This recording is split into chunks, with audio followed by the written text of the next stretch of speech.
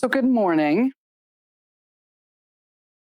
And today we're talking about the new monogamy, but we're talking about it in a way that is around not just creating new open relationship agreements, but also the things that can happen in those relationships. So before we get into too much depth, I just want to give you a disclosure that some language might be offensive to you, because particularly when I talk about cases, if you're sensitive to language, please leave the room or take care of yourself. If I use pronouns incorrectly by mistake, or if I neglect to ask you your pronouns or people in the cases, please know that it's unintentional and not meant to harm. Any questions that you ask, please keep them clinically focused and on your own curiosity, and not meant to call out anyone else in the room. And all material is sensitive in nature because we're talking about sex. So if you need to take care of yourself, you can always leave the room or call a friend, or there's other therapists in the room that can help you. So the slide is a little weird, but some of you were referencing my book, The New Monogamy, Redefining Your Relationship After Infidelity, which is really a way to create a new relationship agreement even after your relationship has been traumatized by some sort of betrayal. So getting the sex you want is how to create communication to create better sex in your erotic life. And when you're the one who cheats, is talking about how to look at relationships from the perspective of not just the victimology that we've become used to in our languaging. When you're the one who cheats is actually a springboard for some other thoughts that I have around getting out of the trauma triangle, which is the victim, perpetrator, rescuer, that we usually think of in terms of couples therapy. And couples therapy can set us up for really re-traumatizing couples in some ways. And that it sets us up as the therapist to have some false expectations about our rescuer potential. And that can be damaging to us after about the second or third session, when we realize we're not really going to rescue people. We might actually be feeling victimized by the couple, because couples therapy is hard, as you know. And people are nodding like, yes, it's really hard. It's really hard. And so I really think that all couples therapists should have training in sex therapy, and all sex therapists should have training in couples therapists, and all therapists in general should have training in both. And so, you can get certified as a certified sex and couples therapist through the Integrative Sex Therapy Institute, which is isttraining.com. We'll talk more about that at the end. And I'd love it if you connect with me on social media, if you're not already. That's my Instagram, Dr._Tammy Nelson, or at Dr. Tammy Nelson on Twitter. So this is talking about after infidelity and treating monogamy dilemmas. And I want to explain what I mean by the new monogamy. I think we're on the cusp of just redefining marriage. So you remember when we had like the sexual revolution? I think we have a relationship revolution now, because it's not anything like it used to be. And so we have new definitions of partnerships and commitment. So even though it's kind of counterintuitive or ironic to say that these are committed partnerships because people describe them as open or non-committed or consensual non-monogamy, we're actually talking about ways that people do commit to each other. People are always going to be drawn to relationship. It's neurologically sort of predetermined that we will seek out connection. We want to be connected to people. When we feel disconnected, we feel upset. When we feel like people aren't giving us the connection, attention, time, sex that we need, we feel cut off, lonely, isolated, hurt, abandoned. Those are all very human basic needs. And so the need is not to be so individuated that you're socially isolated, but there is a need for freedom. the need for freedom, particularly in a society where we are so constantly bombarded with information that we're on overload, and we're perpetually challenged around where we're going to put our attention. The idea of freedom sounds very soothing. The idea of space sounds very soothing. And that to be in a overly committed, overly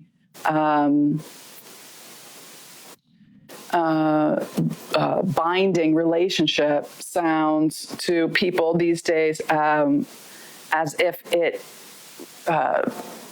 removes freedom. And so it makes sense on a neurological basis too that people are looking for space. They're looking for space in their head, because space in your head is a creative place. It used to be that when you had free time, and we'll talk about this when we talk about writing, it used to be that when you had free time, when you were waiting for the subway, when you're sitting on the metro platform, when you're waiting in the doctor's office, you would have space to think. You would have space for those creative problem-solving moments to bubble to the surface. Now, the moment you have free time, you go on your phone, and you're angry if you're in the metro station and you don't get a signal, or if you're on a train and you lose a signal. Or now, like there's a Louis C.K. we have some issues with now around his Me Too moments, but there's a joke that he says that now on a plane, you can get an airplane signal for your internet. You can get an internet signal. And so he's sitting next to a guy, and they take off on the plane, and the pilot says, okay, you have internet now, so feel free to use the internet and go on your phone. And the guy next to him, after about 10 minutes, says, Jesus, the internet's down. And Louis C.K. looks at him and says, your internet's down? Dude, you're sitting in a chair flying in the sky. 10 minutes ago, you didn't even know you could have internet. Like, what are you complaining about? Really? Yeah. You're upset because you can't get on your phone? Yeah. Like, you're in the sky. Virtual problems, man. Wow, like, really? So there's something about our frustration about not being able to overstimulate our brains at every single moment, that perpetual lack of space is actually driving us to want more space in our relationships. And so I really do think that has something to do with the desire to create space around ourselves, the space between other people, and yet somehow keep a connection. Because we want a connection. We want to feel in love. We want to feel loved. We want attention. We want affection. We want time. We just want to titrate it. All right? So I wrote this article for the Psychotherapy Network. It came out in 2010. And it was the new monogamy. Can we have our cake and eat it too? And a publisher saw this article and asked me if I wanted to write the book, The New Monogamy. And in that publishing contract, they really struggled. They wanted to write a book about healing from affairs, but they also wanted to write a book about creating a relationship agreement where you could have a fluid, open monogamy agreement. But they weren't sure if that was too radical. They'd never done a book like that before. And so they wavered back and forth. We could write a book about infidelity recovery, but we kind of want to write the book about opening a relationship. But we're afraid that won't sell, so let's write the book about infidelity. I rewrote that book with them like 3 times. It was a long, rocky, and challenging editorial process. And so the book ended up being sort of like a book about 2 things: the trauma of recovery from infidelity, and then how to create a relationship agreement to survive that, to redo your monogamy, which I think is incredibly valuable. But they came back to me several years later and said that they were sorry that they had done that. that they didn't really have the courage at the time to do it. Now, that book came out in like 2012, I think. Now, open relationships are like, whatever. There's a million books about open relationships. And I actually just got a new book contract to write a book called Open Monogamy. Because I think that there are so many people that have what they define as monogamous relationships with open behaviors. And those open behaviors fall on the monogamy continuum, which is what I defined in this book. There's a continuum of monogamy. Not everyone defines their monogamy in the traditional unilateral way, thank you so much, that they did in the way that we traditionally have looked at monogamy, like our grandmothers in monogamy, or our great-grandmothers monogamy. And so monogamy now is a much more horizontal instead of just a vertical definition, right? So that's where I'm sort of coming from. But in this network article, what I said was people no longer marry for economic, dynastic, or procreative reasons as they did for millennia. They can't be compelled to marry by law, religion, or custom. They don't need to marry to have sex or cohabitate or even produce and raise children. So no one's making them get married. There's no reason to get married. But throughout all of this staggering change, the requirement and expectation of monogamy as the emotional glue that keeps the whole structure of marriage from collapsing under its own weight has remained constant. And so, in other words, we don't need to get married. Particularly women don't need to get married, because women have always been under the weight of a monogamy agreement, in particular, the legal aspect of it. Women have always been drawn to the obligations of marriage out of the legal binds of marriage, because it's only been recently that women could even legally divorce and keep their children or get alimony. That was only in the 1960s. And you can imagine that when that became legal, women ran to divorce court. But before that, to get divorced and keep your children and actually get child support or alimony to be able to afford to keep your children was difficult. Now we've swung to the whole other direction, where by 2040, 2050, they say there's going to be more single mothers than married mothers.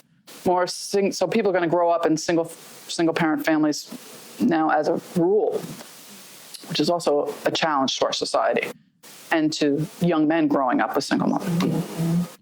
And also a challenge economically for women. Sure. And a challenge to what it's going to mean for our sex lives when we're exhausted.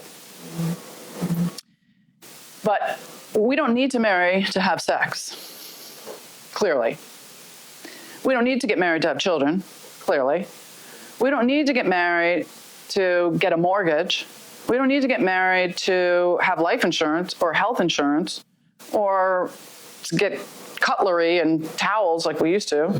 You don't need to get married for really any reason except because it's a monogamy bind, and because it's traditional, because it feels good, because it's a promise, and because it's a bind of loyalty, and because there's something neurologically safe about it. And if it wasn't neurologically safe, if it didn't feel good, we wouldn't have fought so hard for gay men to be able to get married. And we wouldn't have fought so hard for the right of everyone to be able to do it. And yet, it's totally optional. So, if it's totally optional, it came out in 2018? No, that's not right.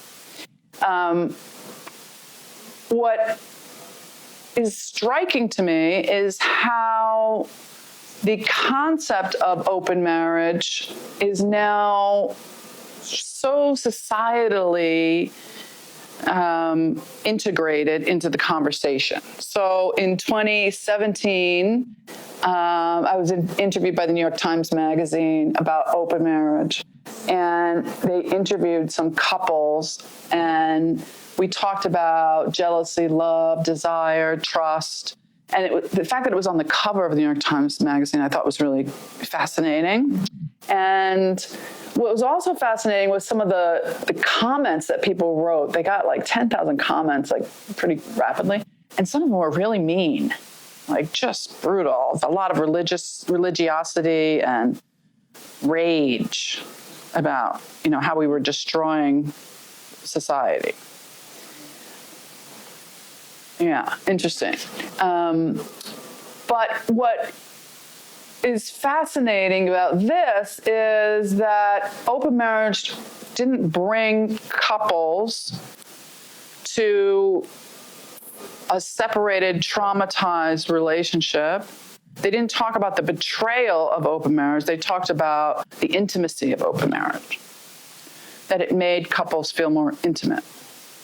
It brought them to a higher level of communication, collaboration, and cooperation. Now, as a therapist, the couples that come to me for their open marriage issues are not coming to me because it works really well. I don't see those people. It's a self-selected population, right? So the people that's going really well for aren't coming into the office.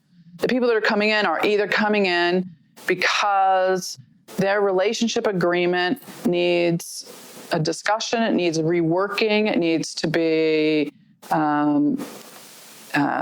reevaluated, like something's going wrong. One partner wants it and the other partner doesn't, or something's happened to it, right? So in my article, I said the frequency with which I was encountering married couples whose ideas about fidelity were more lax than those I encountered in the beginning of my career. That's why I called it a new monogamy, because they're still monogamous. They're still connected many times legally. Monogamy means being married to one person versus polygamy, which means being married to more than one person. So they had monogamous behaviors emotionally, but open sexual behaviors. So Dan Savage calls that being monogamish. Sort of monogamous, but having multiple sexual partners or some kind of outside sexual behavior. So when we talk about open relationship, there's so many ways to talk about an open relationship. An open relationship is a very broad term. A very broad term. An open relationship could be, somebody described it as, I'm open to letting my husband eat carbs.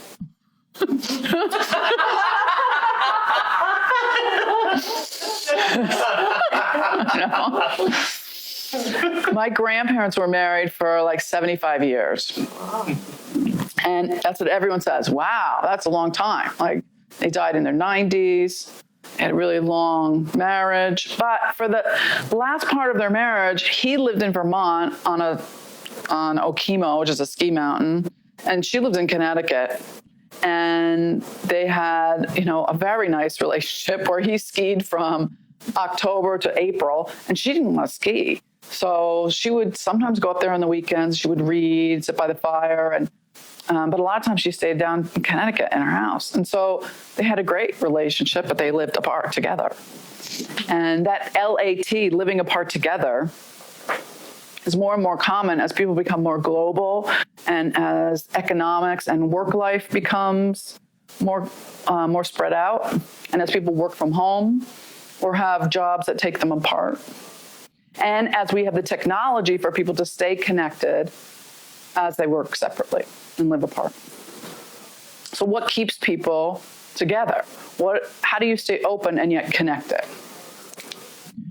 I think this idea is a whole shift around what it means to be married, because it shifts our roles. So like I said, monogamy is a legal term. It means married to one person. Polygamy means being married to more than one person. But we use those terms interchangeably with fidelity, which means having sex with one person. So sexual fidelity, we're going to use it interchangeably anyway, just because we normally do, but you should know that that's not really what it means. And so classical monogamy means you marry when you're a virgin, you only have one sexual partner for your entire life, and you stay celibate basically after the death of your partner. Now, getting married as a virgin is pretty hard when we're getting married now at the average age of like 28. It used to be, or 26 to 28. It used to be you got married at 19 to 22. And so it was a little easier to not have sex until you got married. Now when you're getting married in your late 20s, it's assumed you're going to have multiple sexual partners before you get married. We assume that you're trying out other people, that you are not going to be monogamous before you get married. We encourage you not to be monogamous before you get married. We encourage you to check it out, to date, to see other people before you get married. We encourage you, in fact, to have sex with your partner before you get married to make sure it's going to work out. It's actually quite rare in our culture for people to not have sex before they get married. And we call them usually religious or orthodox or somehow a very minority of the population. And sometimes they come in for therapy and go, we waited till we got married and no, we don't understand why we're not having good sex. We don't understand sex and we don't know what to do. And it's not a common thing. And the celibacy after the death of a partner, I think is interesting that sometimes I treat men who have either gotten divorced or are widowed later in life, and they have a new partner. It's been, say, 5, even 10 years later. They're connected to a new partner. They're in love. They want to move on. And everything's going great. And they suddenly, for the first time, have erectile dysfunction. It's like they're still in their minds monogamous to their first partner. Like they've made that commitment. They are truly monogamous people.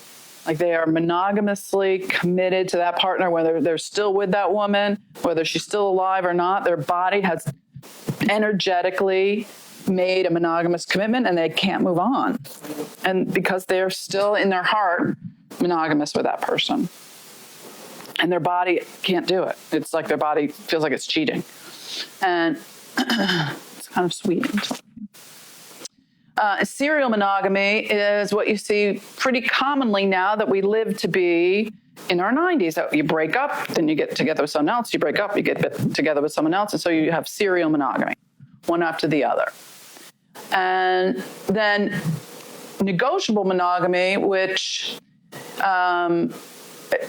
it means hanging out has become one option among many. So in other words, our monogamy is negotiable in this culture, particularly in the swiping culture, and dating online, where you have a million different choices. It's what I call spot monogamy. Like I'm going to be monogamous with you for this amount of time until I meet someone else. Until I decide, wait, there might be someone better. I'll be monogamous with you for the time that we're dating, but then I'll either ghost you or I'll decide, you know what, maybe this isn't going to work. So I work with one woman, she's hot into the dating scene. She's newly divorced. And what happens is when you get divorced, you usually go back to the way that you dated prior to your divorce or your breakup. So she's trying to date in the way that she used to, but it's totally different now that you're middle-aged. So she goes out with someone for a couple dates. They have sex right away usually, which she's okay with because she wants to have sex.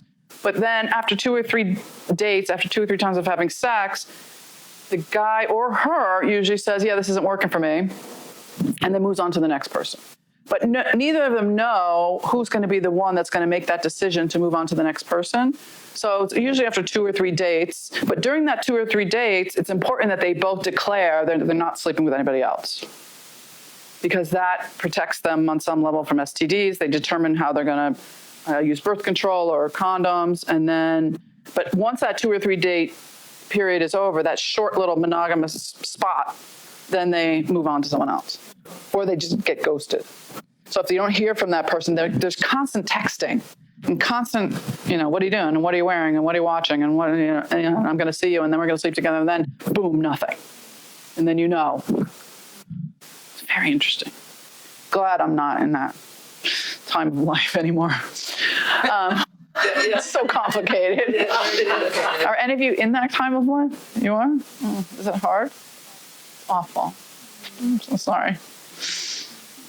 We'll talk later on. Yeah, wisdom. I don't know if I have wisdom, but I'll definitely empathize and validate. Okay.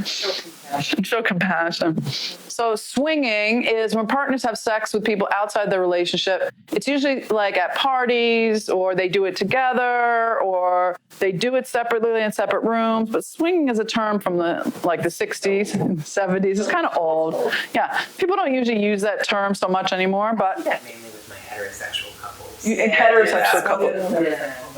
Yeah, in the gay community, in gay relationships, it's a lot of open relationships. In gay relationships, it's open relationships. Very much, a lot. I mean, all the time, and it's mainly just to have sex with other people. Mainly to have sex. It's so broad. Yeah. Like you were saying, but in the gay community, what I find it's just to have sex outside of the relationship. It's just to have sex outside. It's that monogamish that Dan Savage talks about. Yeah. Yeah. So it's okay to have sex with other people, but not emotionally attached. It's not. That's what's different than polyamory. For polyamory, it's having many loves, right? So it's having other emotional relationships. Yeah. Right. Exactly. And sometimes gay men don't understand that. And some what's polyamory? Right. Yeah. I mean, I've had a few gay clients that are in open relationships, but they don't really understand what polyamory is. And I think with heterosexual couples, swinging closes the emotional contact. Exactly. Swinging is like the door is closed on the open part of the relationship. So we're not open. We're not. But we can swing anyway we want to. And I find that to be very interesting. And how do you think that they're defining the difference? They define the difference by not having emotional connection. They really believe that they can bar off all of the emotional, for both people, bar off any emotional connection. So a lot of times we talk about, well, if you're swinging and you're going to this party and you're with this person and you see them again and you see them again, what do you think is happening when you keep going to that person? Is it just, has everything just shut down and it's just, PIV or whatever you're doing? So they have to think about it. Mm-hmm. But it's really the language that kind of, in their mind, shuts the door on an emotional connection. Oh, no, we're not open, we're just swinging. Yeah, see, for the people that I see, the difference is swinging they do together. Oh, yeah. There's that. Yeah, that's right. Swinging they do together, either in the same bed or in the same room or with the same people. But an open relationship means you can do your thing and I'll do my thing. You can do it on a different night or with different people. I don't have to be present to do it. Another thing I came into, there's a thing about group and not. Yeah. What you do solo and how you practice your openness, or so how you practice your openness is different in gay and relate and so that would be like openly conducted or consensual non-monogamy. Sometimes they talk about designer relationships. That term sort of goes along the idea of like you can design it any way you want. And consensual non-monogamy is a term that people use. I personally think non-monogamy in general is a negative term. That's why I like the term open monogamy instead of consensual non-monogamy, although people who are non-monogamous don't like the term monogamy because their whole point is that they're not monogamous. Right. But if you're non-monogamous, then why even use the term? Why use it? Because I think it's polarizing and negative, because I don't like to describe, I don't like to describe people as the opposite of anything, or it just sounds negative to me. So, but you can call yourself whatever you want, because if I tell you shouldn't call yourself something, then I'm being negative. So who am I to judge? It's true. So the other thing that we add to this list, besides the things we talk about, is relationship anarchy. So Ellie Sheff talks about relationship anarchy, which means You can have a polyamorous relationship where you can have many relationships within your relationship that are based on not just sex, but love. So you can have many partners, but no one is a primary relationship. So many people who are polyamorous relationships say, I have a primary partner, and then I have a girlfriend, you have a girlfriend, I have a boyfriend, you have a boyfriend. Maybe some of them live together. Maybe everyone's, maybe it's a polycule or a pod, what my people call them, pods. But in a relationship anarchy, there's no primary person, so that it's not hierarchical. It's really communal. That's what relationship anarchy. Yes. Okay. So that there's no one that's more important. Okay. It's not like you and I are husband and wife, and then, she comes second and she's on the side and she's just, the person on Wednesday. Like everybody is equal. In theory.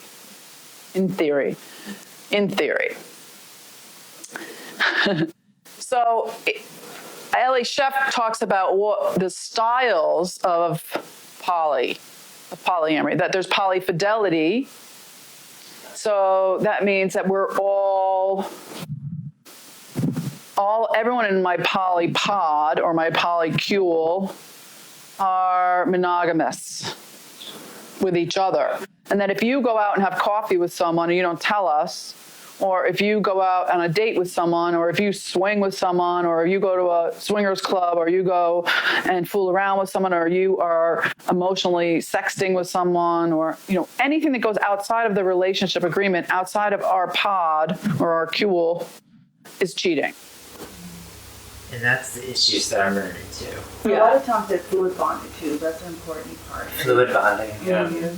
A lot of times they've all tested, and so that polyfidelity agreement is a part of that. Do you want to say more about that? Being fluid bonded means that they all got tested, and there's probably not even a lot of barriers and protection within that group, within that polycule. So let me just say that again so people can hear. So fluid bonding means everyone in the pod or the cule has been tested for STDs and STIs, and everybody knows that you're safe, so you don't use protection within the pod or the polycule.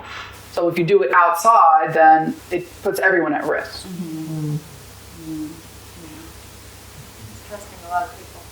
It's trusting a lot of people, because if one person, breaks that even by kissing someone else, it puts the whole system at risk, right? Yeah.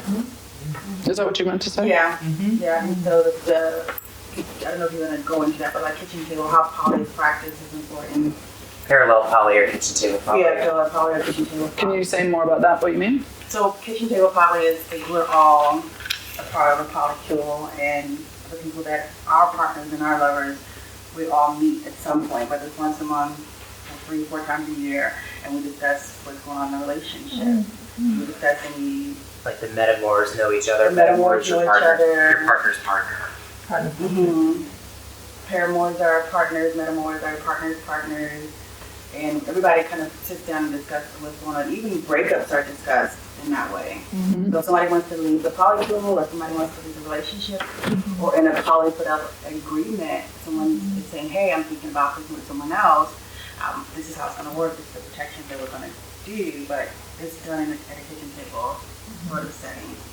It might be done on Skype, but it's just or Skype. But it's still kitchen table. But everybody has a kitchen table because they're all participating.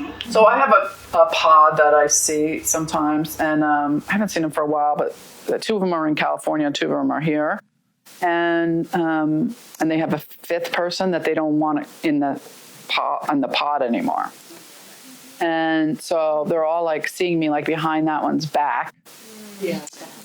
And because they don't like that the person is a writer and like a therapist, and they're saying things on their blog that they don't like, and so they're trying to get rid of that person, but they're seeing them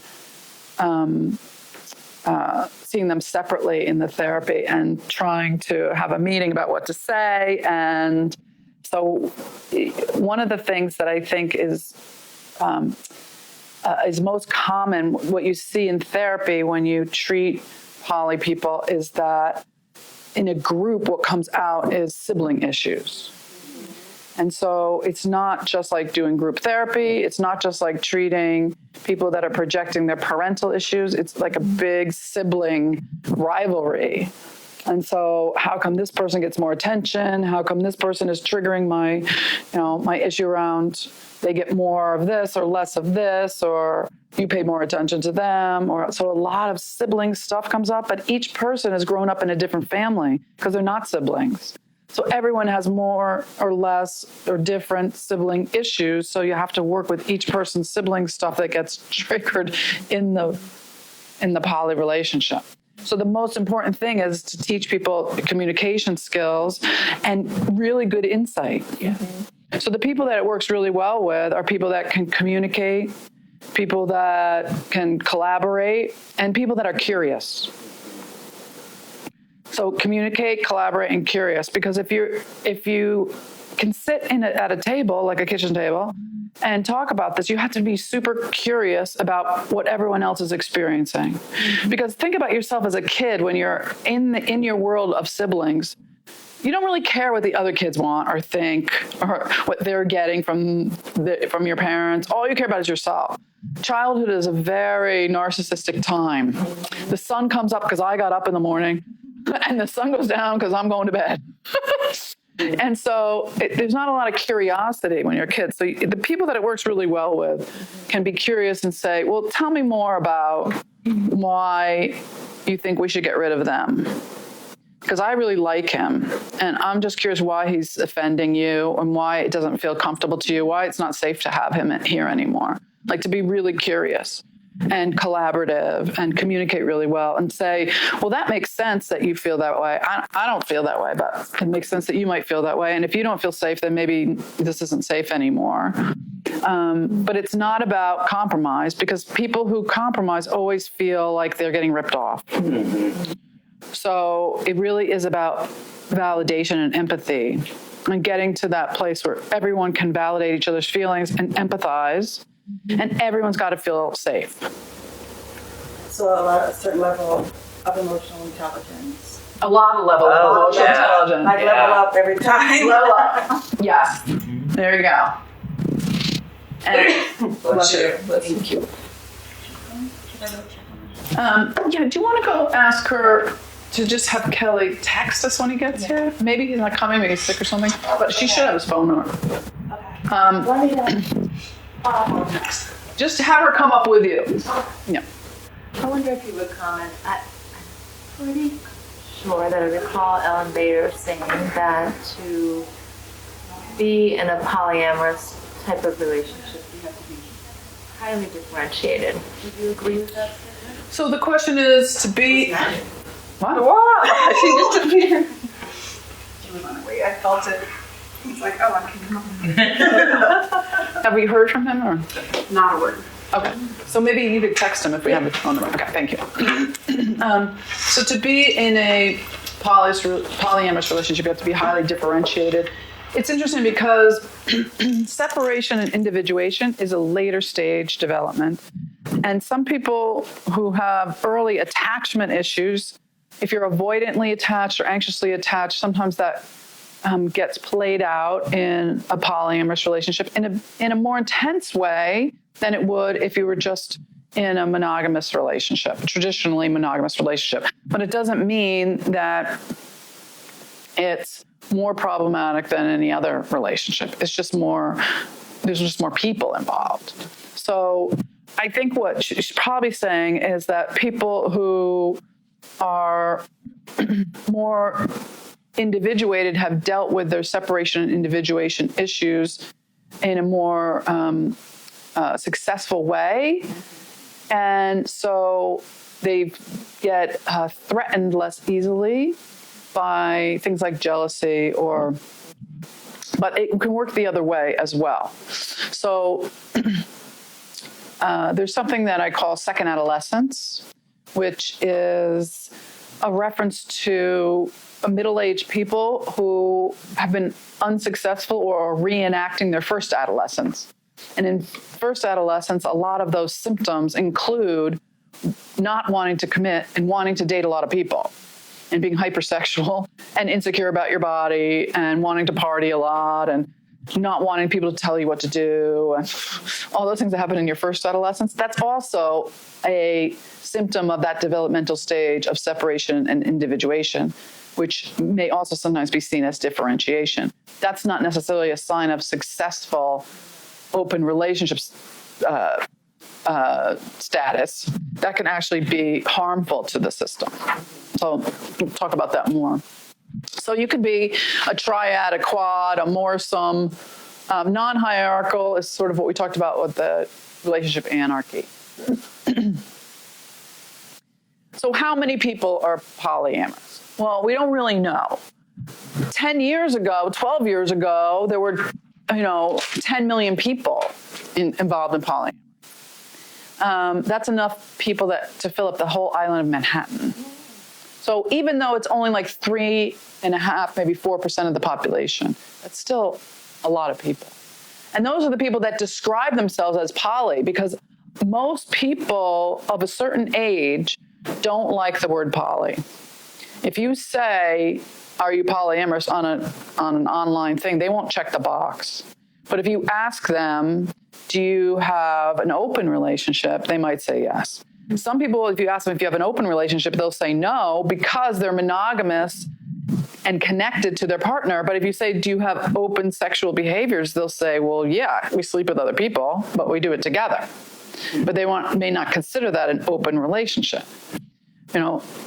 Maybe they look at porn together, or maybe they have slept with a sex worker together, or maybe they have fooled around with their friends at a party, or maybe they've had a threesome, or maybe they've slept with another couple together. But they don't consider themselves poly or open or consensually non-monogamous. They don't consider themselves monogamish. So a lot of it's in the definition. A lot of people would never use the word polyamorous. Particularly people over 40, they don't like the term. But then again, people over 60 love that term. It's just research-based. I don't know why. In 2016, they found that over a third of everyone, of women and men, thought that their ideal relationship would include some kind of consensual non-monogamy. So a lot of people think, yes, I would do it. If I could get away with it, if my partner would be okay with it, if we could somehow work it out, we think it's a great idea.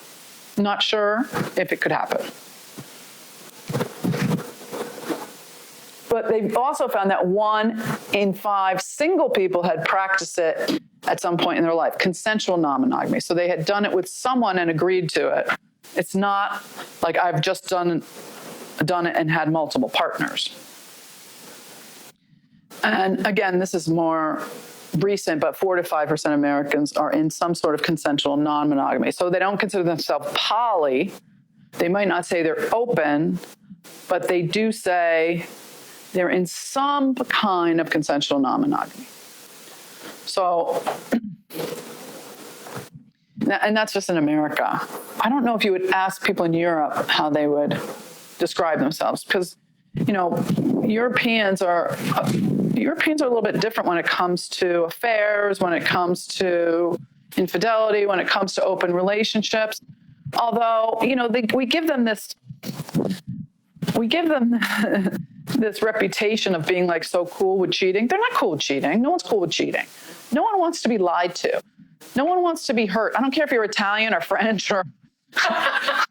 Doesn't matter. It doesn't matter. No one wants to be hurt or betrayed. I have a therapist in Argentina who's always saying, you Americans, you work so hard to be honest and tell each other everything. Why would you do that? It's so wrong. It's so painful. It's so painful to be like, that is so mean. Like, you would actually work hard to have a couple sit in your office and expose the truth to each other. Like, why would you do that? That's like torture. And they really think it's not healthy. And I can understand where that is coming from. That is not necessarily beneficial to work so hard to have someone say, I've hurt you. Let me tell you all the details about how I've hurt you so you can obsess about it for the rest of your life. And then you should stay together. And then, that's not necessarily a great idea. I can understand where they're coming from. But consensual non-monogamy, open relationships, polyamory, is a way for people to bypass that level of betrayal, right? So this is a generation of people that's grown up in families of divorce and deceit.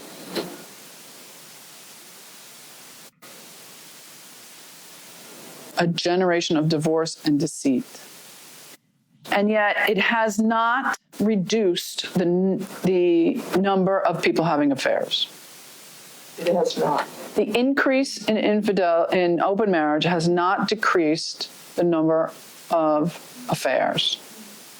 In fact, more women than ever are having affairs. At least they're admitting it. Perhaps they've cheated like they always have in the same numbers, but they're more open about admitting that they're having affairs because we're no longer burning them alive in the streets or, stoning them to death like we used to, which, by the way, we still do in like 7 different countries. But open relationships are not cheating. So the way that I describe infidelity is by 3 things. 1, it's a relationship outside of your monogamous agreement. 2, it's some kind of sex, online, website, sex worker, any kind of sexual relationship. And number 3, it's the dishonesty. So an open relationship by its definition is not an affair. And so when someone goes to ask their partner for an open relationship is not an excuse to continue your affair. An open relationship is not an excuse to continue your affair. And I see this a lot in my office where someone is having an affair and they want permission to continue the affair. And so they want an open marriage. That's not an open marriage. That's consensual non-monogamy as a result of non-consensual non-monogamy.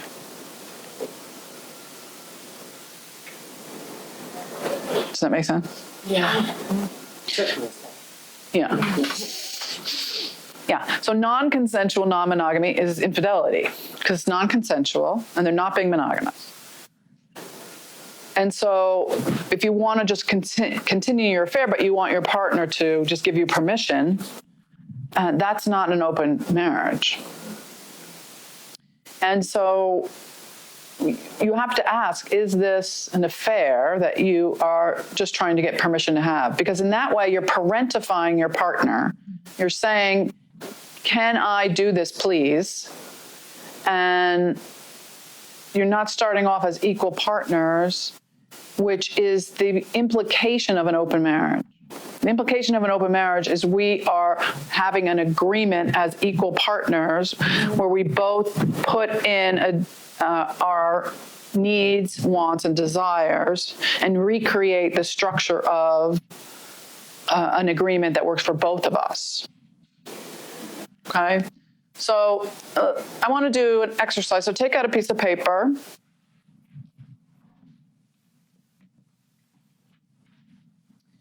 And I'm going to answer these 3 questions. The first thing that comes to your mind. Number 1, how was your parents' relationship? Just a light question in the morning. Number 2, what's the best part of your relationship if you're in one, or the best part of the relationship you want to be in? You can make it up, or the best part of your last relationship.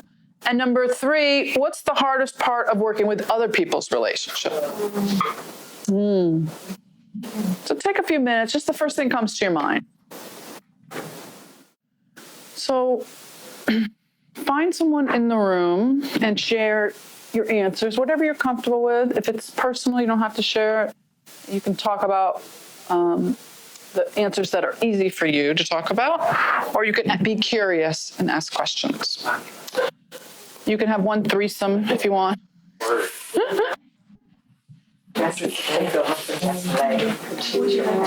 I'll give you about 10 minutes. So you have 5 minutes each.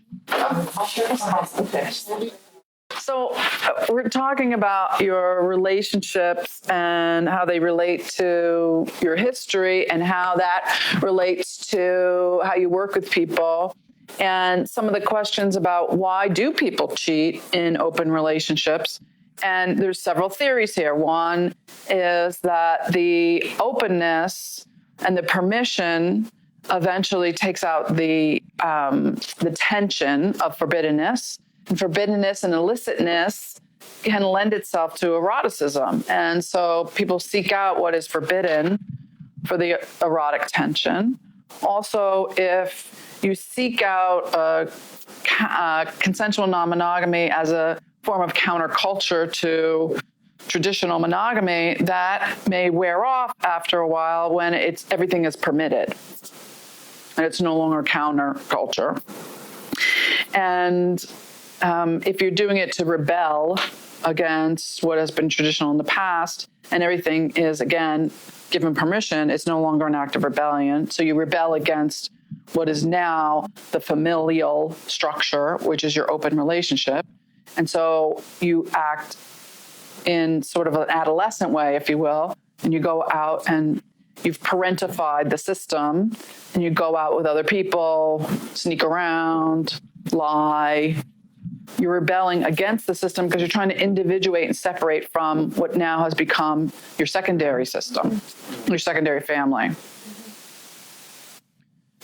to create a new identity for yourself. Because if it becomes overly familial and everyone's sitting around the kitchen table all the time talking, and you're having dinners together all the time, now this is your family, and that feels great, and you feel attached to everyone, and everyone's getting along, and it's wonderful, but it's desexualizing. So now you're sneaking off in the back seat with someone else or someone new and not telling everybody else, which is what adolescents do. So it creates like a second adolescence. And so it's the same desire dilemma that you have in a monogamous relationship. How do you keep that attached safety of companionship while bringing in and allowing for enough differentiation for eroticism? The same thing happens. It doesn't matter how many people are sitting around the table. And so even though it seems like, wow, if you have permission to do anything, sleep with anyone, as long as they're vetted by the group, you would think that that openness, that freedom would allow for more eroticism. And maybe it does in the beginning, just like the romantic phase of a relationship does in a monogamous relationship with two people. But it's like all relationships. They go through phases and they become more companionate because it's creating safety for the family, and it becomes familial, and then the desire discrepancies kick in. Is that the same in a monogamous marriage than when one husband is the same? Yes, and in polyamorous relationships, people add more people to compensate for that. Yeah. So if you have a low desire, you have high desire, we'll add someone else who's high desire, and maybe that will kick in the system and it will balance itself out. But then you too are low desire because you're tired now, and there's still one high desire because he really wants something else.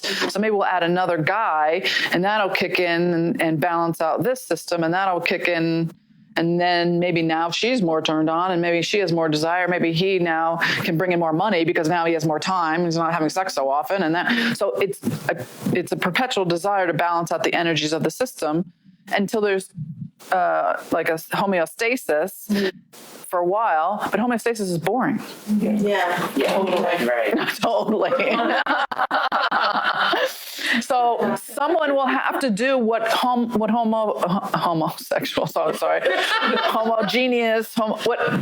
every couple does, which is to wake up the system. Yep. And affairs are wake up or break up events. Mm-hmm. And so affairs are a way of waking up the system or breaking up the system because it's not working, because it's overly merged or overly static. And so affairs happen in open relationships just like they do in monogamous relationships, and for many of the same reasons. So when we're talking about homosexual couples tend to be the ones that swing, right? And are you saying that they're trying to maintain symbiosis in some way, like in a relationship? From swinging or not swinging? From swinging, like if we're not having the emotional connection with other people, are they trying to like keep that? Well, there is, there's a monogamy continuum, so there's rules, right? And when we talk about breaking the rules, it's not really about sex. When people break the relationship agreement, it's not a sexual dilemma, it's a dilemma of integrity. It's breaking the integrity of the agreement. So it's not like you have a sexual dilemma, you have an integrity dilemma, because you're breaking the promise. Whether you're breaking the promise of a monogamous couple of 2 or a monogamous group of 10, a relationship agreement is something you make between you. It's not an agreement you make to each other. So you don't commit to the other person because the other person's always going to let you down. You commit to the agreement. And the agreement is fluid. It can change over time and should change over time. That's how it stays suspended over time, and it's able to maintain and survive developmental phases of a relationship. It's able to allow for people to come and go, for people to have children and for children to come and go, for people to move to different places in the country, for people to get ill and recover. A relationship agreement is fluid. People, not so much. People aren't good at change. We don't do change well. And we get disinterested in our partner. We get angry with our partner. Our partners let us down. The agreement, we can change. We can't change our partners. We can't change other people. We can only have control over what we put into the agreement, what we put into the space in between us, and how we can contribute to what we need from the agreement or what we long for from the agreement. And so part of what happens now, which has never really been an issue before, is people who've been marginalized and haven't had the capacity to voice what they want from the agreement, like women, particularly women from different cultures and marginalized population, are now trying to speak out. And so even in polyamorous relationships, non-monogamous relationships, there's been this call-out issue. Some of you may know that there's things happening sort of in the poly community that are part of this. It's happening with therapists. Somebody told me recently this great quote. They said, "It's tough with marginalized populations. My community will eat its own and any allies very quickly. I think it comes from a place of such profound powerlessness that goes with the experience of immense discrimination that people don't always think about how they are delivering their message. As a community, we are often in that place of just finding our voice, and it doesn't always come out in the most connecting ways." Now, that's on a community level of the shift in culture of people trying to find their voice and unfortunately taking their anger out on their allies sometimes. And if you look at that from a microcosmic level, people do that in relationships, and they do that in open relationships as well. So in other words, a calling out means you've done something to me that hurts me, and now I feel victimized.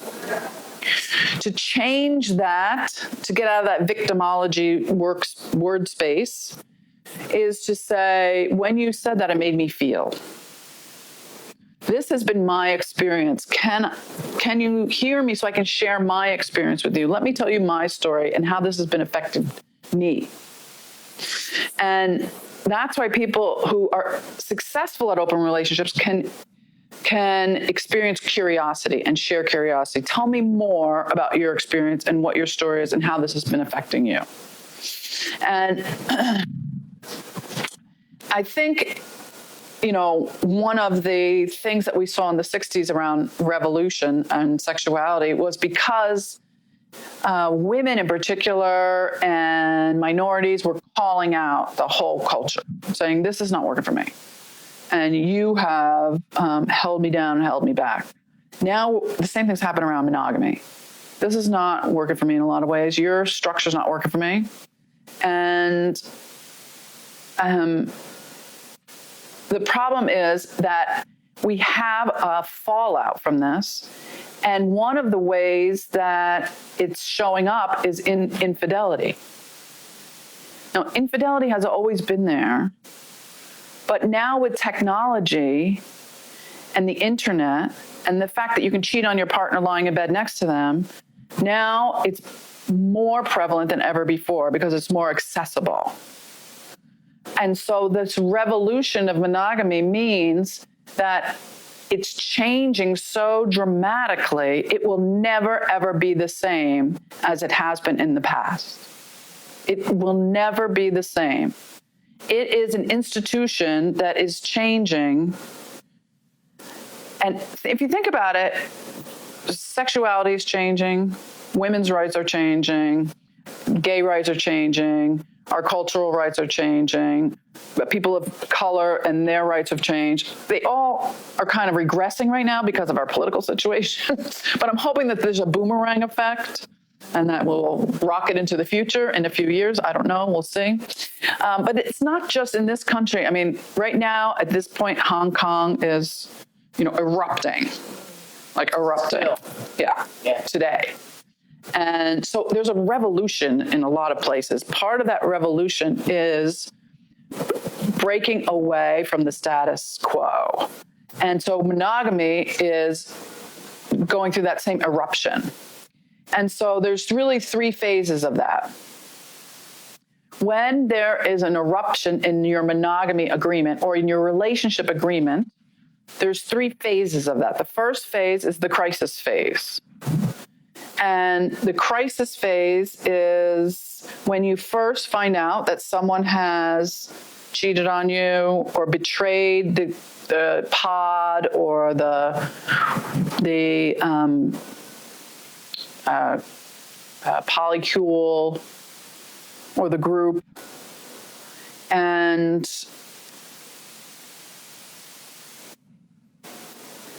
you can't make a decision about whether you're going to kick that person out or whether you're going to stay. The goal is really empathy. The second phase is insight, to find out what exactly has happened, to have a dialogue about how did we get here, whether it's between two people or it's between 5 people, or it's really to figure out what exactly brought us here. And that dialogue that you did with yourself and you shared with someone else, what was my relationship like with my parents? What's my relationship like now? How does this affect me as someone who does therapy with other people? That's part of asking people questions, being curious, first about yourself, and then perhaps asking those same questions to other people around creating insight that'll lead to a dialogue. And then you create a vision for a new relationship going forward. Once there's been a monogamy breach, you cannot go back to the way you had a relationship prior to that. Trying to go back to the relationship prior to the monogamy breach is a setup for the people to always feel like they're failing. And they will just end up in this place again. So you need to create a new vision of a new relationship going forward, whether it's between the 2 people, 4 people, 5 people, 6 people. And yes, it takes a lot of communication, but you have to re-up your relationship agreement all the time anyway. And so particularly if they decide to stay together, like I said, a affair is a wake up or break up. So sometimes it's a can opener. It's a way to get out. And for you as the therapist to investigate, be curious, did you do this to get out of the system?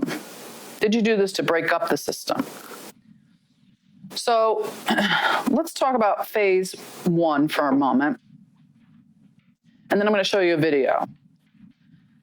So you're going to notice that in phase 1, when there's a breakup, a couple things happen. there may be more erotic desire because now people are breaking and splitting apart and there's space in between them. So you long for what you don't have. You long for someone over there. You've gone back to that initial phase of attraction. In open relationships, they call that new relationship energy. It's hard to have new relationship energy with someone you've been together with for 20 years. But suddenly, if somebody else is attracted to them, or you say something like, I don't even know who you are, so upset with you, at the same time, people sometimes have an unpredictable erotic desire for them. So they'll come into the office and say, I can't stop having sex with you, even though I hate you. And so you can normalize that.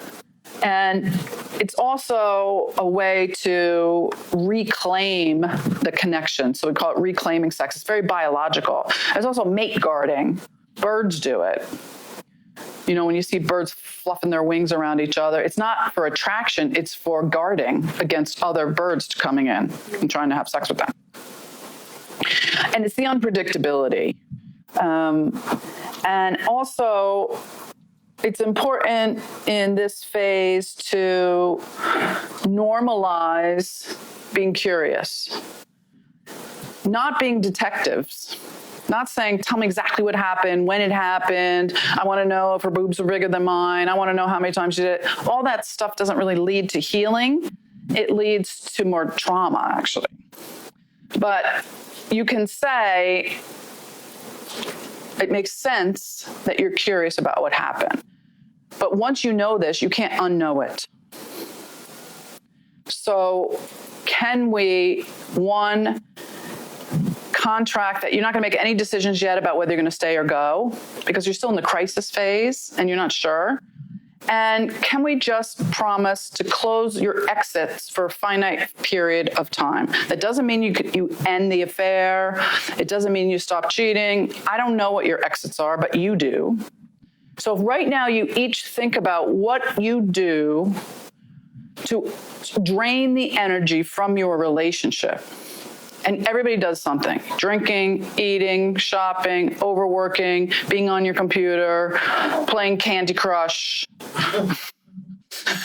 Just saying. Like, what is it that you do to avoid being in the intimate connection in your relationship or to avoid conflict with your partner? That's an exit. And you know what your exits are. Your partner knows what your exits are, probably better than you do. If you don't know, you can ask them. But I'm absolutely positive that you know what you do to avoid being with your partner. And so I would ask that person to commit to closing their exits just for a finite period of time, a week, 3 weeks, a month, 3 months, while we're in therapy, 12 weeks. There's no magic time. But can you commit to closing it for that period of time? Maybe if you're having an affair, it's just you commit to not sleeping with that person or not texting them every day or not calling them. I'm not a big fan of saying you have to end the affair in order for us to do therapy, because I think that's an arrogance that comes from bad training. I think, your partner has asked you to end the affair and you haven't, but I'm going to come along and I've known you for 2 sessions and I say, can you end the affair? And you say, oh yeah, sure. Like, that's not going to happen. What's going to happen is you're going to end up lying to me and the affair is going to go underground. And now I'm part of the dysfunction and we're not doing anybody any good. Sometimes I think the outside partner is a person too, and you can't betray the outside partner by just suddenly shutting off your relationship with them. If you're going to end that relationship, it has to be closed with integrity. And so I can help you with that if that's what you want to do. Or maybe you are going to move from this relationship to that outside partner, or maybe you're going to integrate that outside partner into the relationship. We're not going to make any of those decisions yet. What we are going to do is close off whatever energy is draining you.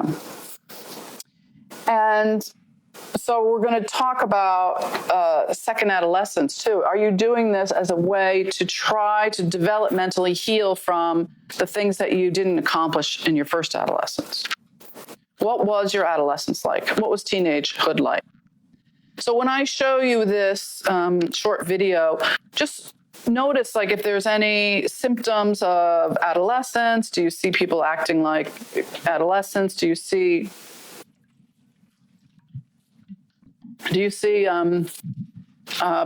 anger? Like what happens in this first initial session? And just notice and take notes.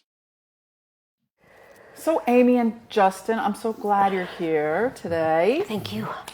So I understand you took separate cars to get here. Is that true? Yeah. Mm-hmm. Yeah. Mm-hmm. And you're not happy about that, Amy? No, I thought it was ridiculous. I'm like, come on. I had something to do. The timing would have been off. Okay. We would have been late. I didn't want to be late. You know how I am about That punctuation. makes sense. That makes sense. Yeah. So, but it seems like you're already starting a little frustrated with each other. So. Well, not really. I mean, we've just been married for a while, so, we don't bullshit each other, Okay. So. A little. She said a little. Tell me how you guys met. Ooh, you want to go?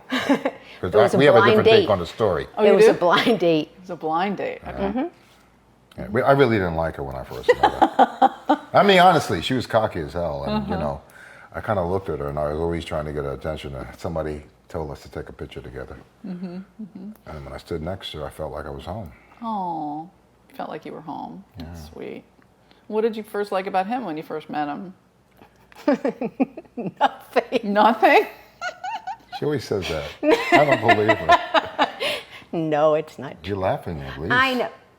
What did you like about him? I fell in love with him the second I met him. Oh, because why? Because I felt comfortable from the beginning. Yeah. So you both have that feeling of being home with each other and belonging together. Just a busy life, I mean, you met me doing what I do, so I feel guilty sometimes, but I think guilt is personal, so I really don't default to that shit. I hope you don't mind me. I have a tendency. No, I swear a lot, so it's fine. Thank you. I'm from Brooklyn. I can't help it. Swearing's okay. But so you are struggling a little with guilt, but you are struggling with guilt too, or no? Anger?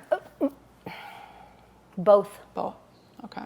And My guilt happened because of my anger, because I couldn't deal properly with the anger. I wasn't being successful with the ways I was trying to get things to change. Okay. So you were trying to get things to change, but you guys really couldn't communicate through that. No. Okay. Wall. You know a wall? That's what I felt like. I was dealing with a wall right here. So there was a wall between you.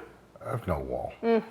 Well, if there was a wall for her, then there was a wall. Might not have been a wall for you. No, it's not a wall for but me. she experienced a wall. From my side, there was a wall. And there's still a wall. Maybe a nylon curtain, but not a wall. Okay? Well, for her it was a wall. For you, you didn't feel the wall. I can still see her. Don't think I can. She didn't feel like she could reach you. Yeah. Well, she understands. I mean, I have deadlines. I have people I have to get with. I mean, well, I understand you're a famous writer, right? Yeah, I've read some of your books. You're pretty good. Yeah. But the thing is, what happens is that things come to an end, and then I try to plan. Oh, she just looked at you like she got scared. What do you mean? I mean, we publish a book, we get it out there. We have a book opening. Oh, but you're not talking about your relationship. Well, no, I'm not talking about the relationship. Okay. I'm just saying after my work is completed, I see. Or at a point where I can have some freedom, and I'm not writing or anything like that. I'm dealing with all the book tours and travel, and it's got to be busy. Then for you. And I try to include her in my writing, but she doesn't want to have anything to do with it. You look shocked. Because he's totally avoiding the reason we're here. What is the reason you're here? The reason we're here is because of this wall, which I was not used to. Okay. And I have needs and desires, and I need to have sex. And I wanted to have sex with the man that I've been having sex with for 20 years. How many days, weeks, months are supposed to go by in which I'm not having sex? 7 fucking days a week. I mean, come on. She's a little nymphy, if you ask me. Oh, let's not slut shame her. So I'm not. No, we can talk. Wait, this is my wife. She knows how I talk. But you were feeling like there was nothing going on. There's nothing. I mean, I'm not talking about let's take a vacation for a week, to go to Curacao. I'm just saying, could we have 15 minutes so we can go fuck each other in the other room, and then we can go on with our lives. Yeah, but honey, we need to pay bills. We just can't keep bills. We don't have any fucking. problem with a bill. So, Amy, let me just ask you a question. Jesus What Christ. I hear Justin saying is that you were wanting sex every day of the week, and he All right, was maybe really not- busy. It wasn't. I'm exaggerating. Thank you. Okay, Thank I'm gonna be you. honest with you. A little bit more than me. Okay. I just have to balance out my energy. All right. Okay. I mean, don't get me wrong. She turns me on to no end. However, I get frustrated when I'm turned on and I'm spending a day or two in bed instead of writing. Okay. All right? Because I'm looking at deadlines and I'm going, you know, you got to pay for fun, but at the same time, I believe in a balance, you know? Or nothing. Okay, so It's but not a that's- balance. It's not a balance. But that's not why you guys are here. So I don't mean to interrupt you, but No, it's let's fine. just talk And I about. always tell her it's all about head, heart, and hips. Well, let's she talk wants to about- stick in the hips. No way. Let's talk about why you're here. So there's no balance, and you feel like a little bit abandoned, like he's too busy for you in the way that you guys used to be connected, and something's changed. Correct. Now, maybe that you've gotten more popular, you've gotten more busy, your career's taken off, and you feel like there's not enough time for your relationship. But something happened as a result of that. And what you guys told me on the phone was that you had an affair and you met somebody else and Justin found out. And that trauma to your erotic relationship is not really just about, Yeah, that shit hurt. about your companionship. And That it hurt. hurts. Yeah, and it's painful. Very painful. And so the first thing I'm going to ask you is, are you still having the affair? No, Okay. And have you talked about How it? do I know that? because I told you. So have you talked about it, Justin, with her? Yeah, I talked about it. I got over it, I guess. But sometimes it just eats at me that she had to go outside of the relationship and get what I used to give her with somebody else that isn't even worth it as far as I'm concerned. Right. But that's okay. It makes me not feel special, all right? How can you feel special if you know your wife is fucking somebody else? Do you want to say something about that? She's made up for it, don't get me wrong. In her own way, but still, I still have that fucking memory, okay?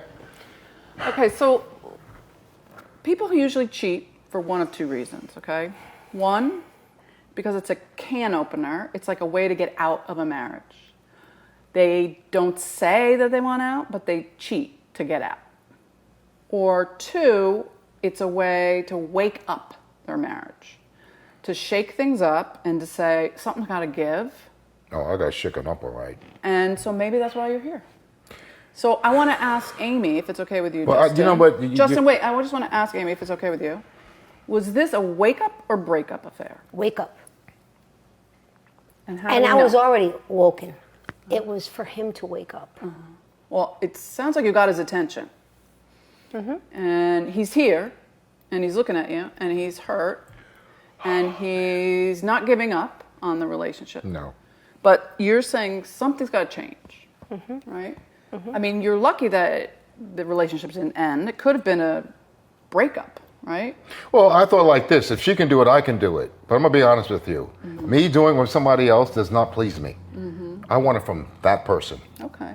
Okay, I mean, I had, in my mind I have, but I just don't have that kind of, I don't know. It's just maybe the way I was raised, that's all. So have you been able to have sex since the affair? Or has that really shut things down? It's too much anger. Well, that's what we hear. Yeah. Okay. How do I get over that? Yeah. That's a good I mean, when you look at a phone, you think it's yours, it's hers, and you see her saying things to him that she says to me, how would you feel? Okay. So let me just review, because I'm not sure where you guys are in this recovery process, because there's really 3 phases of recovery after an affair. There's the crisis, when you first find out, either discover or just, it's disclosed that someone's having an affair. And that like shakes everything up, and then people have really intense emotions. They are not sure if the relationship's going to work. They're not sure if they can heal. And your relationship is sort of in chaos. Like your feelings go up and down. They're very what we call labile. Things get a little bit crazy. You think about moving out, you sleep on the couch, like you're not sure what's going to happen. You fight a lot. That's the chaos phase. But then things will go into the next phase, which is the insight phase, when we can do some work on your relationship. We can figure out, like, how did this happen? Why? And that's when people usually say, this isn't just my affair, this was our affair. Like, this happened to us. And it's not so much that she did this to me. Excuse me? Yeah, I know. It happened to us? It's like you're But both. does. It wasn't But an it orgy. does. I didn't swing with them. So how the hell can it happen to No, us? but but let me because explain what I because mean. what I did with Steve affects us. Exactly. It's kind of like she drove the car and crashed it, but you were in the car. So you're both in the car.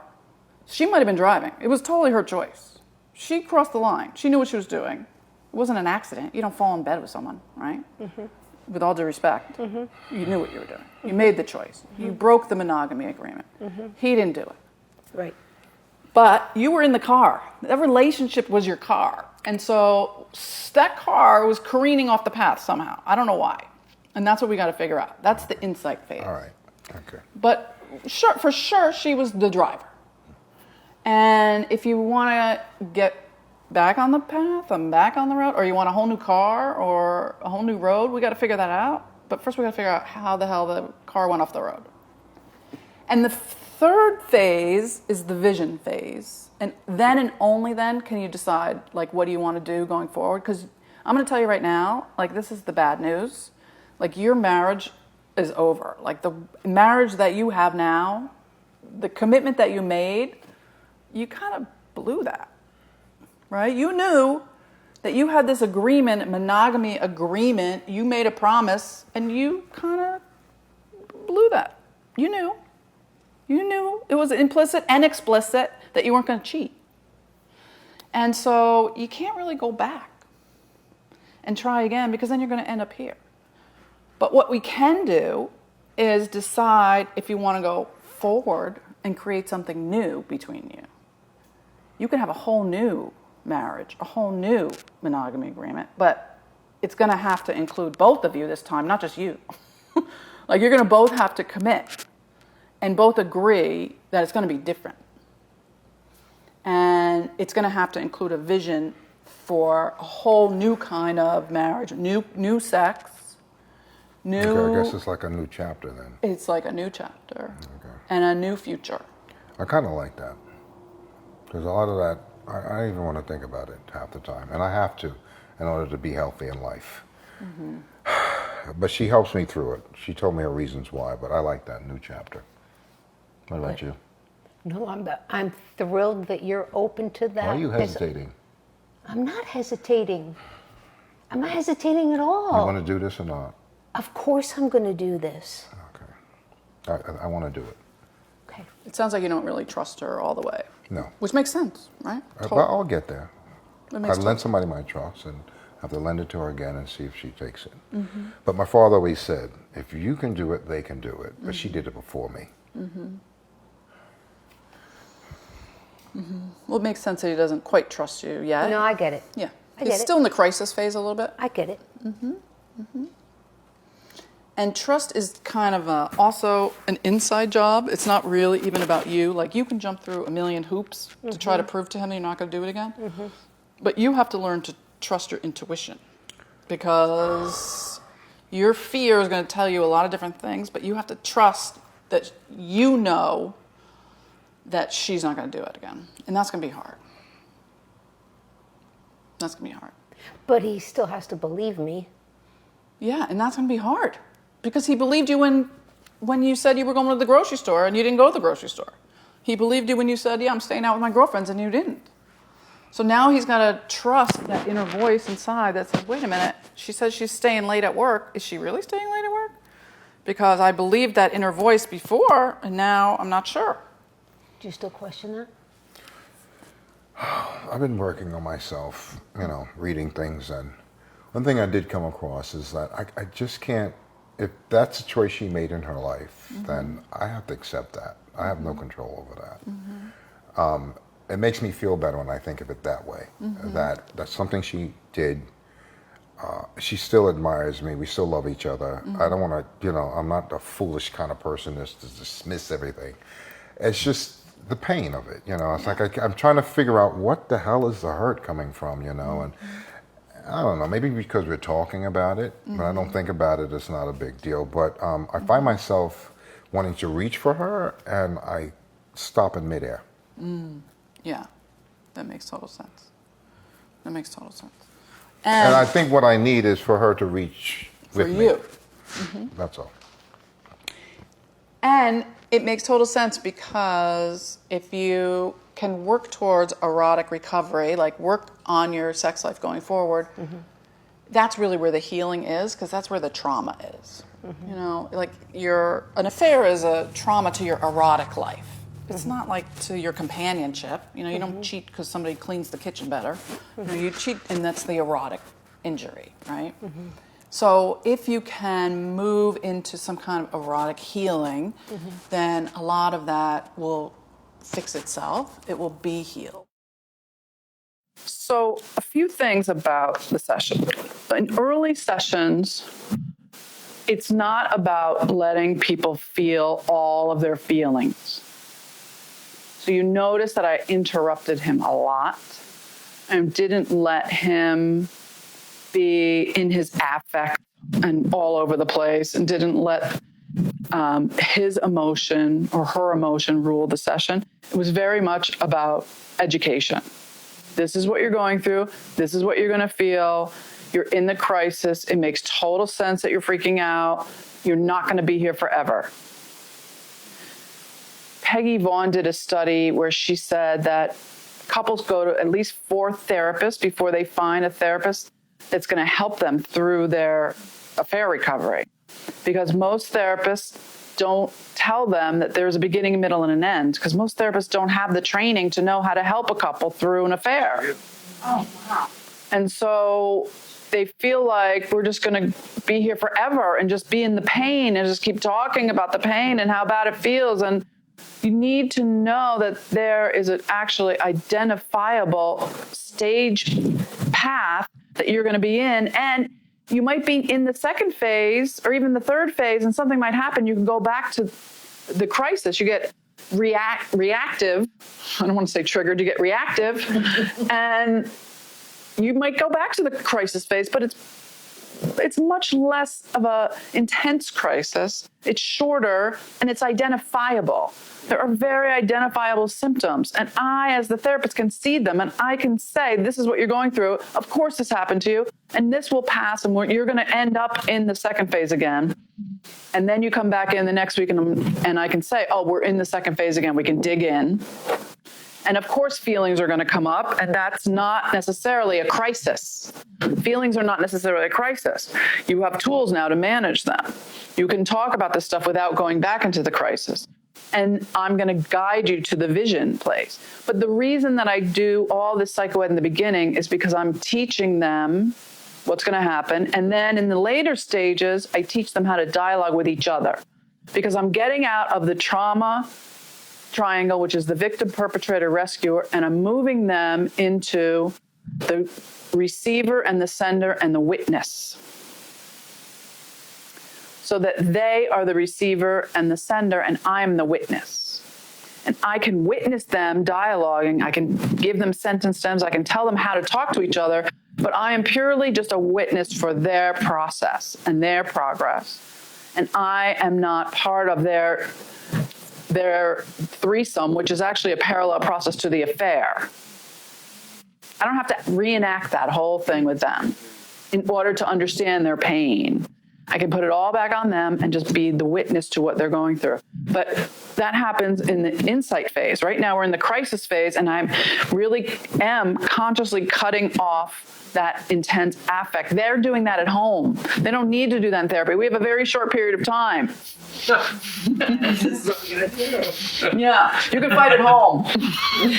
But because they usually fight when they leave the session anyway. Yeah, they're gonna sometimes before the session. Before and after. They've been fighting for weeks. Yeah. In separate cars. That's why they're here. They came in separate cars. Yeah. So it's not that I'm avoiding his feelings. I'm acknowledging his feelings, but I'm also interrupting him and saying, I get it, and this is what's happening. So some people watched me do this and they were like, you're so insensitive to him. Like, he said he wants her to reach out. Why didn't you stop and just have her reach out? I will later, not yet. And so as we go into this, one of the things I think is detrimental in therapy is that we have been taught that the most important thing is attachment, that the person who's the most upset needs to be safe in the session. And that is not the goal here. The goal is erotic recovery. And safety is antithetical to eroticism. If I make them feel safe, they're not going to want to have sex. They might be best friends. They might feel like brother and sister or mother and father, but that's not erotic. They need trust. They need trust. Now, trust and safety sound the same, but they are not. Okay, I trust that the car is going to stop at the red light, but being in a car is not necessarily safe. It's dangerous to be on the road. And I'm risking my life driving through that green light, but I have to trust that people around me are going to stop. I can keep myself safe by looking around and making sure that people have stopped. I am responsible for my own safety. Trust is something you build with another person. I am not relying on another person to make me feel safe. Safety is what I have integrated because I have already been through attachment in my early years. I have integrated that object relations and transferred it onto myself. I don't have to project it onto you. I don't need you to make me feel safe. You are not my parent. I do need to create a relationship between us because of the energy that I put in and because of the energy you put in that is around trust. We can build a relationship of trust. So in that, I can push my edge and go to some scary places, like really erotic places. After you have good sex, you should feel slightly embarrassed. You should feel like, oh my God, I can't believe I did that. That was scary. And now I'm like, oh my God. And that's how you push the edge of your sexuality into those fantasy places where you take risks because you trust the space between you, not because you feel safe. If you were only going to have good sex when you feel safe, you wouldn't go out and have an affair. An affair is not safe. You're going out and having sex with someone you barely know. You would stay home in your safe polycule around the kitchen table. So we don't work on safety in the relationship. You work on safety in yourself, and you work on trust in the session. And so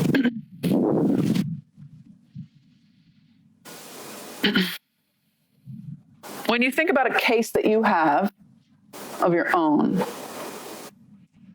where are they in that 3-phase recovery process? Are they in the crisis? Are they in the insight? Or are they in the vision phase? And let me tell you about the second 2 phases, and maybe you'll be clear about it. But just have a case in mind as we discuss. So phase 2 is the insight phase. This is where they start to renegotiate their relationship. They can really have insight into, this wasn't just my affair, this was our affair. This happened to us. This happened to our relationship agreement. This broke the trust in that space between us. And this is where they tell the story of their relationship. They tell the story of what happened. They begin to explore the narrative around the affair, around the betrayal. It doesn't matter if it's 2 people, 5 people, 6 people. It's a story that they make up, and they figure out what it meant about me, what it meant about you, and what it meant about us. So in the later stages, she would say, I think what the affair meant about me is that I needed attention. I was lonely. And I think what the affair meant about you is that I needed you to realize that I missed you and I really wanted more from you. You weren't paying attention to me. It was like me waving my arms going, see me, see me. And I think what it meant about us is that it was our last chance. I knew that it put our relationship at risk. And it was either this or I was going to leave. And for him, when he says, let me figure out what it means about me, that for me, it threatens my whole concept of being a man. I must not have been enough for you. And you can go any place with that. So what does that mean about your relationship growing up as a man? Around race, gender roles, your culture. He grew up in a building where there was a lot of apartments. He could hear people having sex. He had a lot of siblings. There was a lot going on. And what does that mean about him and his place in the world? There was a lot of layers there. And what it meant about her, it meant for him that she was hypersexual. You heard him sort of slut-shaming her. Like she needed too much sex. But really that was about him, not about her. That he was afraid he couldn't give her what she needed. And that he was inadequate as a man. And what it means about us is that we're so distant that we might not be able to get back together. Now, later on in the sessions, he says that they end up doing all the exercises that I give them. They end up in erotic recovery.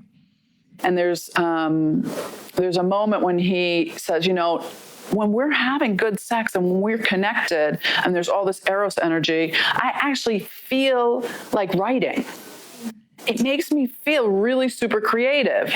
And she sort of panics and says, yeah, but that's the thing that made us feel separated. You would go off and write by yourself and go on book tours, and then I'm alone. And he says, well, come with me. I want you to be with me. You stopped coming with me a long time ago. And so now they're at that fulcrum of the Eros energy in their relationship and where it comes from and what it creates, and that she's actually the cause of it. And how they are going to balance that together is part of the vision phase of their relationship. It's also what threatens her. She's actually jealous of his career because it takes away from their connection. And so where's my clicker? Can we tolerate people desiring something other than us? Because the reality is 98% of men and 78% of women have fantasized about someone other than their spouse, which means everyone has fantasies of someone else, except for my husband. Yeah. I said that in my TEDx talk. I got the best laugh. The reality of people desiring someone else doesn't necessarily mean that you're not unique to your partner. Not being exclusive is different than not being unique. But it feels like if you don't exclusively want me or want someone like me or want my body type or want another woman, if you want a man and you're sexually attracted to men, then you must not want me. That fear of my uniqueness in your life is an existential betrayal. Because if I'm not unique to you, I'm not unique in the universe. Because you're supposed to go from parental uniqueness to your spouse or your partner's uniqueness. And if I'm not unique to you in the universe, then I'm lost. Like, what do I got? And I'm alone. There's a really existential aloneness to that. And so we look at what does it mean to negotiate your agreement at that point? What did we have that was explicit and implicit?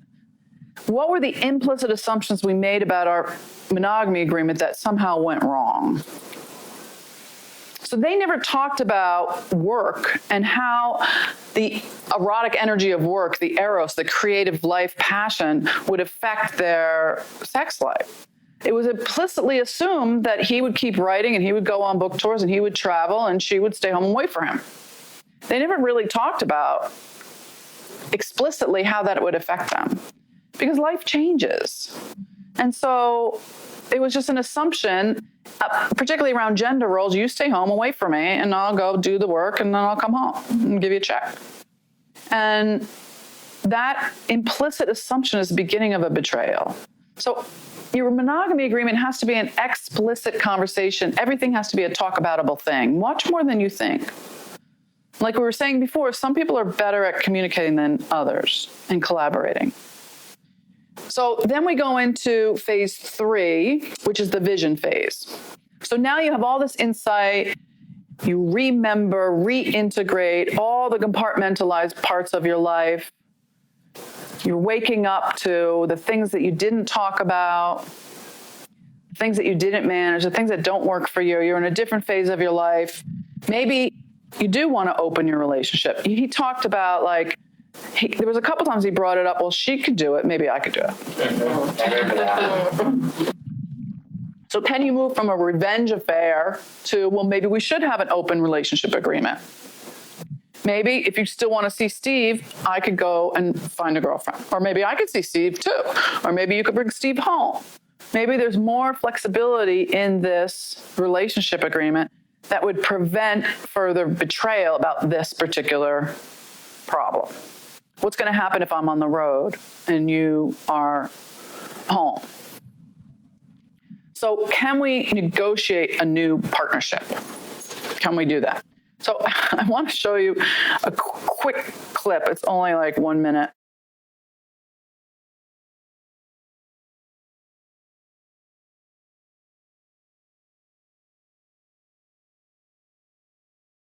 So I love how it's creating a vision. You know, they're negotiating their relationship agreement, and they were actually negotiating how many romantic comedies they're going to watch in a weekend, and they were countering back and forth, and because he loves them and she hates them, and and then they're negotiating how much sex they were going to have, and then she was negotiating like how she wanted to have sex with other people or make out with other people, and so funny. And then to talk about the vision going forward, like how many couples do you know that like never really talk about? There's this implicit assumption, well, we're going to stay together, we're going to get married, we're going to have kids, and I think that's a crucial thing to make explicit pretty early on.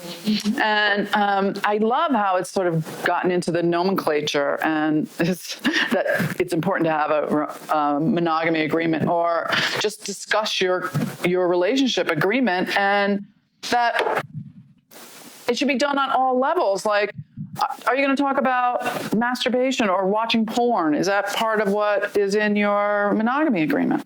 Or are you going to walk in and feel traumatized if you see that your partner's looking at pornography?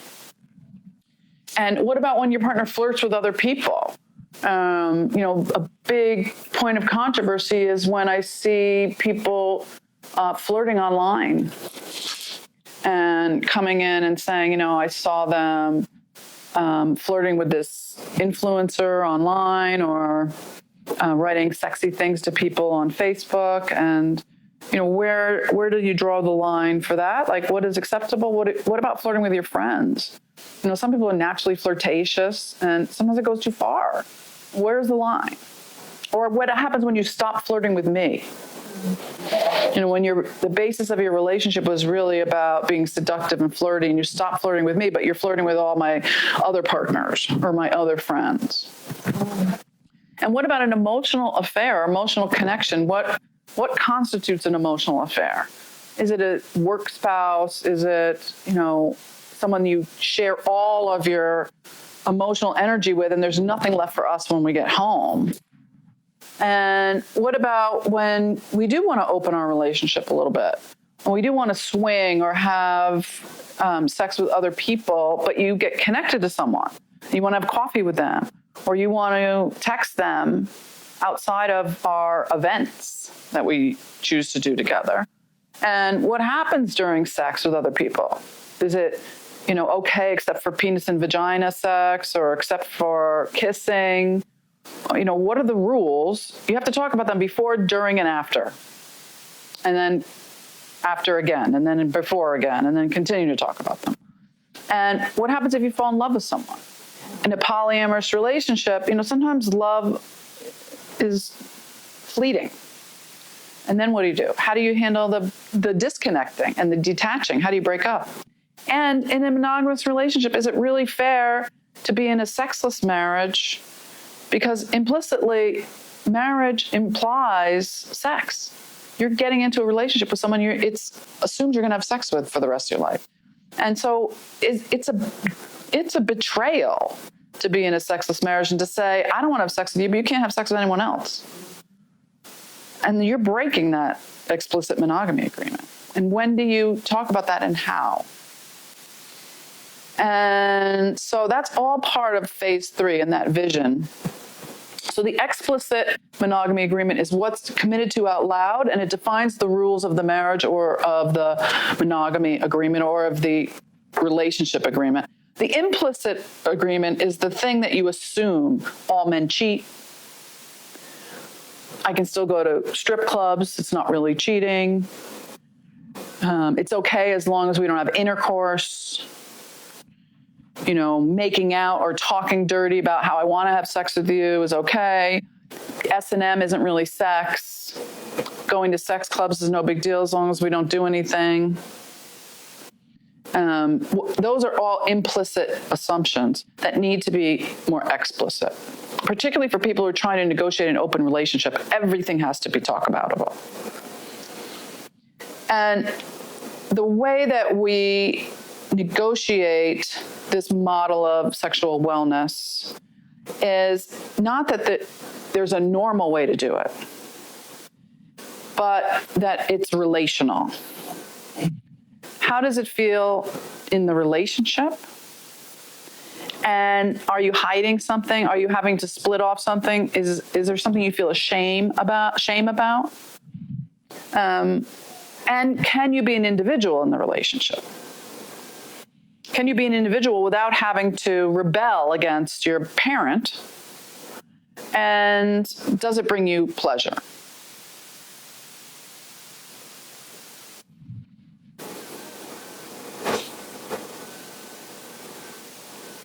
So I'm going to show you one exercise that you can give to your people, and then we're going to end. If you're working with people, this is a simple dialogue that you can use in the discussion before, during, or after a monogamy discussion. One of the handouts that goes with this course is 37 questions to ask in your monogamy agreement. And they're divided up into those sections of the monogamy continuum. And they are aligned with all those different areas. And so they're just the beginning of the ways to have a conversation about your monogamy agreement. And so they're great, conversation starters. And if you want to do them in your office, you can start the conversation with, I appreciate this about you, and I appreciate that this is already working. I appreciate that we do this because it makes me feel, because you help me feel, because you've helped me feel in the past. At least you have a structure to discuss it. Sometimes people ask for something new and it feels like a criticism that they're not already getting it. So you want to word things in a way that feels appreciative. So I just want you to turn to someone in the room and tell them one thing you appreciate about them today from class because they helped you feel something, and then we'll close.